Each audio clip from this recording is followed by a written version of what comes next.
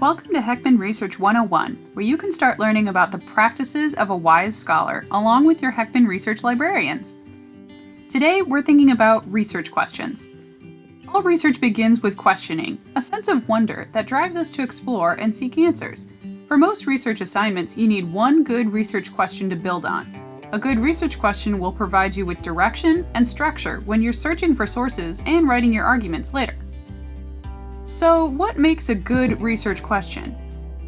A good research question is appropriately focused, not too broad, not too specific, so that you don't have to address every detail of a topic, but you do go beyond the basic facts.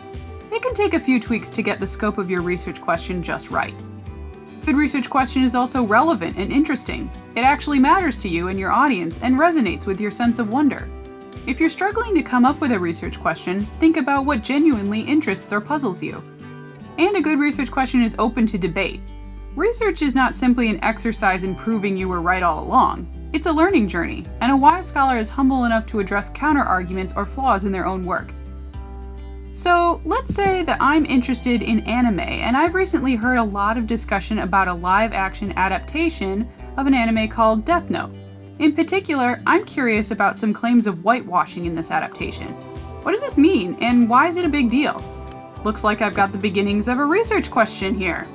But let's see what happens with a test search in one of our library databases here. Wow, that's a lot of results. Too many. The problem here is the scope of my question. It's just too broad and basic right now. Now, how can I fix that to get more specific? I'm getting the sense that I need to learn a little more in general about anime, adaptations, and whitewashing before I can develop a good research question about it. So here's a librarian pro tip for finding general or introductory info at the beginning of your research. Use a scholarly encyclopedia.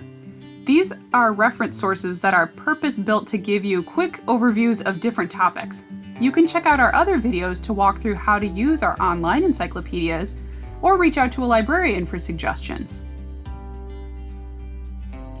So now let's walk through this from research topic to research question with a little visualization. We'll start here with wonder. Remember, I was originally inspired by news about whitewashing in the new Death Note adaptation.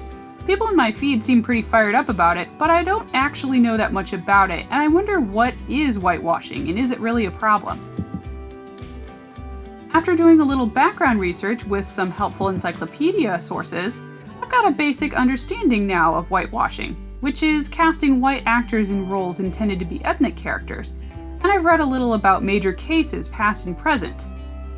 The scope of my question was pretty broad going in, but after learning a bit more and selecting a subtopic to focus on, whitewashing in anime adaptations, my question is starting to get more specific. What problems has whitewashing caused in recent anime adaptations? There's still a few things I need to tweak about this question. First, notice how my question is already assuming problems. Is there a way to phrase this question to make it more open to debate, more objective? How about this? How have claims of whitewashing affected recent anime adaptations? Notice how I changed problems to claims? This makes it a little more objective. Less about problems and more about what people are saying or what could possibly be happening here. What about relevancy or significance? Perhaps I can focus my question on one specific way whitewashing may be impacting these adaptations, like in opportunities for Asian actors. So how have Asian actors been affected by these claims? This could make my question more interesting for my audience.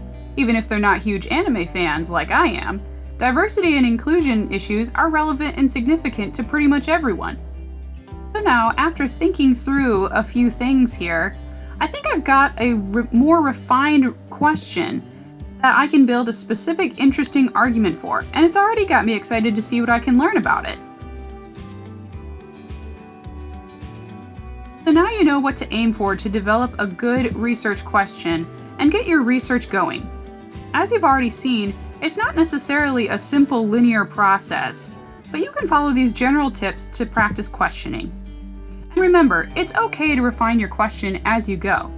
If you're not sure about your research question, whether it will work or whether you have to tweak it some more, be sure to ask your professor or a librarian. Librarians have experience searching for all types of research questions, and we can help you figure out if it's doable or needs some more work.